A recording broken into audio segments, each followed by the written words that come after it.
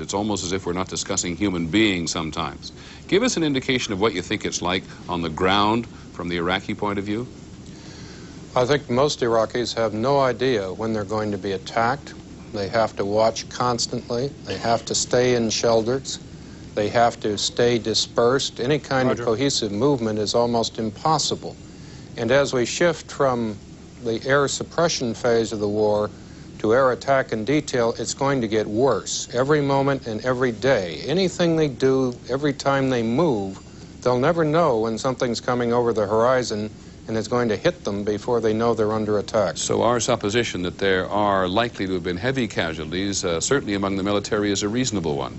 I think the heavy casualties are really just beginning.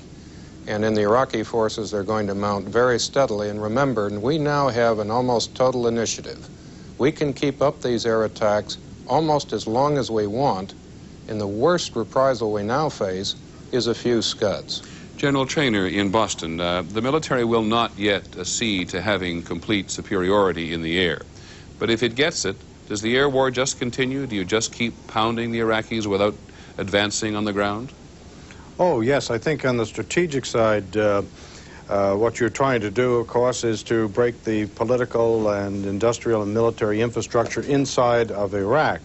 In Kuwait, you're looking to soften up the ground forces for the ground attack, as Tony has already indicated. But before you can do either one of those, you have to ensure that you have air superiority, which means you have to suppress his air defenses and destroy his offensive air capability, whether it's missile or whether it's aircraft. General Traynor, as you've been listening to the military briefings today, and there have been a couple of them, what's your own impression about how the campaign is going? Well, of course, we haven't received much in the way of information, Peter, but obviously it's going well, and one has to wonder why the reticence to give information about. The only thing I can think of is that we have been enormously successful in the air campaign in breaking down Saddam Hussein's command, control, and communications network, and there's concern in the Pentagon that maybe the best source of information that Saddam Hussein may have is from American television. Okay, let me go back to Tony Cordesman for a second. The Pentagon did say today, Tony Cordesman, that Saddam Hussein is still in command of all his forces. They also said that only 8 to 10 Iraqi planes have been hit so far. Why so few, as far as you can tell? I think virtually all of them are dispersed, hidden in revetments, and sheltered. As long as we can keep the runways from operating, there's no reason to kill all of those aircraft, no reason to risk our pilots. We can suppress them without killing all the aircraft. So other than the meat grinder, which war on the ground would become for everybody, is the most potent threat still the Scud missiles, which can't always be located? I think that is one threat, but the one we cannot forget is that he has chemical artillery shells, multiple rocket shells somewhere near the Kuwaiti border. That is one last form of retaliation that is open to him. General Traynor, I think almost more than anybody in the country, you've had experience with the Iraqi forces, as we've said before. How do you think they're standing up to this relentless assault on their positions, particularly those in Kuwait? Oh, I think it's taking its toll. I would imagine that in the officer corps is the one that's suffering the most, because they really understand the power that's coming to bear against them. The troopers, you know, they just will hunker down and do what they're told to do, but I would imagine this is having a very disturbing effect upon the military leadership of the Iraqi armed forces.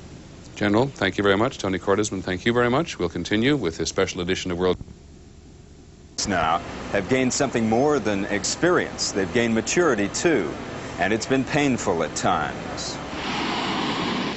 They have had their first taste of combat. And while there is exuberance and satisfaction among the flight crews of U.S. and Allied warplanes that have been pounding Iraqi targets, there is sober reflection, too. Absolutely terrifying. There's no word for it. You're frightened of failure, you're frightened of dying.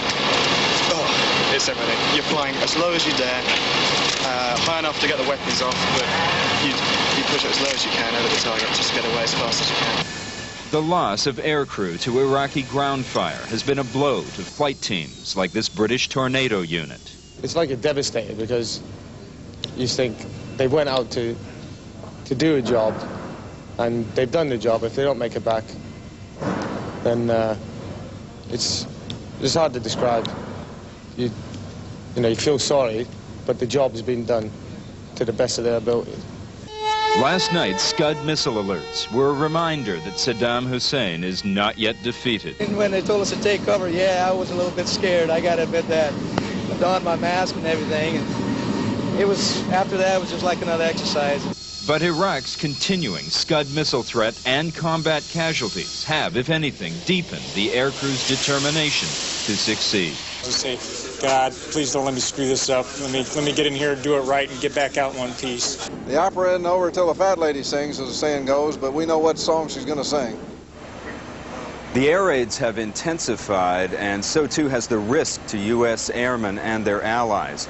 As targeting becomes more precise, the number of lower-level sorties will increase, and that means that casualties could as well. Tom? Thank you, Arthur Kent. In Saudi Arabia tonight, Operation Desert Storm is raining destruction on Iraq's war machine of Saddam Hussein at the rate of more than 46 sorties every hour. This was the scene in Baghdad as the bombing began Wednesday night, anti-aircraft fire and incoming missiles lighting up the sky. NBC's Tom Aspel still is in Baghdad, and his report passed through Iraqi sensors tells us there has been no let-up. There were 3 air raids on Baghdad last night, the first 2 lasting an hour or so, and the third one, the most intense since the war broke out, about 10 minutes. We do not know the targets of the attacks. I drove through the city this morning. I did not see damage to residential areas.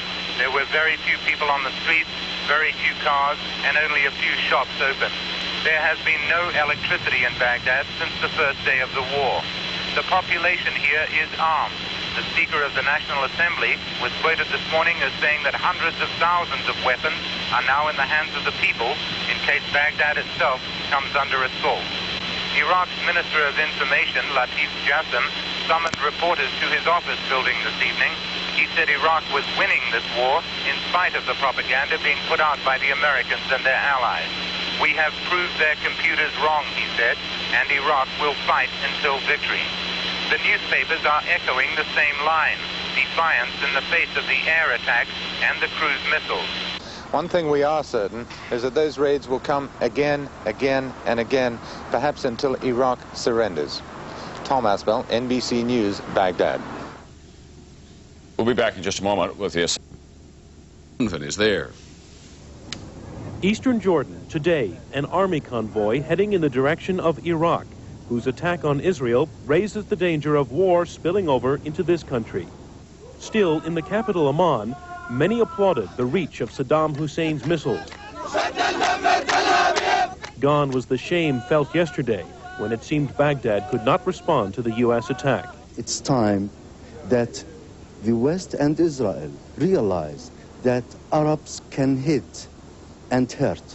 But others, including the Crown Prince of Jordan, are concerned about a widening war. Touring a camp set up in the eastern desert for refugees from Iraq, he repeated that if Israel and Iraq enter Jordan to get at each other, Jordan will try to stop them. Clearly, not only the army, but Jordan would take a terrible bruising, but in a confrontation with any aggressor, we would clearly stand up and be counted. Not many have crossed the border this week, a few thousand at most, but officials are expecting many more. Possibly 750,000. If Jordan is drawn into the conflict, the flow of refugees across this border could slow to almost nothing. Jordan at war would be a safe haven for no one. John Donovan, ABC News, at the Jordanian-Iraqi border. When we come back, the effect of the war on the environment, if it got out of hand, it could be devastating. And today's high technology in the air are greater than those people who are at risk from the war itself. Scientists and anti-war activists paint a dark picture of environmental fallout from a Gulf War. They cite reports that Iraq has booby-trapped 300 to 500 of Kuwait's oil wells. In a worst-case scenario, they say the wells could burn for months, creating a cloud of soot half the size of the United States. Carried eastward by the jet stream, it would block sunlight beneath it, perhaps causing drastic cooling to the land below. The possible result? Massive crop failure as far away as India, China, or the Philippines. One estimate says sunlight in those places would be reduced by half. Temperatures at the Earth's surface could go down by about 5 to 10 or maybe more centigrades. That is, in Fahrenheit, about 10 to 20 degrees Fahrenheit. And that by itself is is a climate disaster. There are skeptics who say the fears are exaggerated. It still does not come out on our models as anything that's going to give more than local pollution, local black clouds, a local cooling. But nobody knows what would really happen. There have never been hundreds of oil well fires at a time. And meanwhile, there are other fears. What about radioactivity after attacks on Iraq's nuclear facilities? What about toxic fumes from the wreckage of their chemical weapons depots? Some say Iraq might use oil as a weapon, the way it did against Iran in 1983. It might unleash giant spills in the Gulf to block naval attacks and clog desalination plants that provide drinking water. This is not hollow speculation about environmental consequences. This will be a war of unprecedented damage, both human and ecologic. Ironically, the country most likely to be hurt by Iraq's plans would be Iraq. It would suffer the fallout before anyone else does. But scientists say the rest of the world should be sobered. Modern war is more destructive than ever, especially when it is fought right on top of the powder keg. Ned Potter, ABC News, New York. The price of oil, which plunged more than 10... Teeny pilot like those in the Gulf. You may get one day or a few hours notice that it's your time to fly. Attention, attention. This is not an exercise. You're handed your destination and given computer coordinates to program in and use as a kind of roadmap to the target. When you arrive at the tarmac, the bombs and missiles have already been loaded onto the plane. The ones you fire at the ground are so heavy, they can only be lifted with a crane. You'd probably go out an hour ahead of time to do an inspection of your airplane and be sure that everything is the way it should be, no flat tires, things like that, and that there is no hydraulic fluid dripping and all this sort of thing. Check the security of your equipment on the airplane, be sure nothing is loose. And then about a half hour ahead of time, you'd probably climb in and strap into the aircraft with the help of your crew chief. Retired Colonel James Coyne has written a book about the F-15E. He says its high-tech flight suit is so confining, it's like strapping the plane onto your back. Tell us what you're wearing. I'm wearing a Nomex flying suit, which is flame retardant. Zippers all over it, of course, as most fighter pilot suits are. Heavy boots to protect me if I have to bail out. Over that, I've got a G-suit, which encases my lower torso and my legs. G-suits. Without them, the force of gravity would suck the blood out of your head and cause you to faint. The G-suit inflates, encases, and compresses the vessels in your legs and in your lower torso to keep blood from draining out of there. That helps keep blood in your head. Captain Gary Wolver is an F-15 fighter pilot who agreed to man the simulator in Langley, Virginia. As he shows, the throttle doesn't move. It's really a handle full of sensors that simply respond to the slightest pressure from a pilot's hand. An F-15 can reach 40,000 feet in about a minute. It may take about an hour to fly from central Saudi Arabia toward a target in Iraq, refueling in the air along the way. You'd fly up behind the aircraft and below it. You would see in the lower back of the aircraft the boom operator, and he would fly the boom down from the tail of the airplane to just above the fighter. And the boom operator then would fly the probe, as it's called, into that hole there on top of the top forward part of the wing and transfer at a very fast rate of fuel. So the approach toward the target is ready to begin. The computer has been programmed with the coordinates of the site. The infrared comes on. Night vision is clear. In the F-15E, you can be as close as 100 feet, doing 500 or 600 miles an hour. The pilot is looking ahead through the head-up display, it's called, which utilizes an infrared system called Lantern, which, among other things, enables him to see in the darkness as if it's daylight. When the pilot is about 30 minutes away from the target, he signals the computer to wire the missiles. The pilot will flip the plane over to locate the target.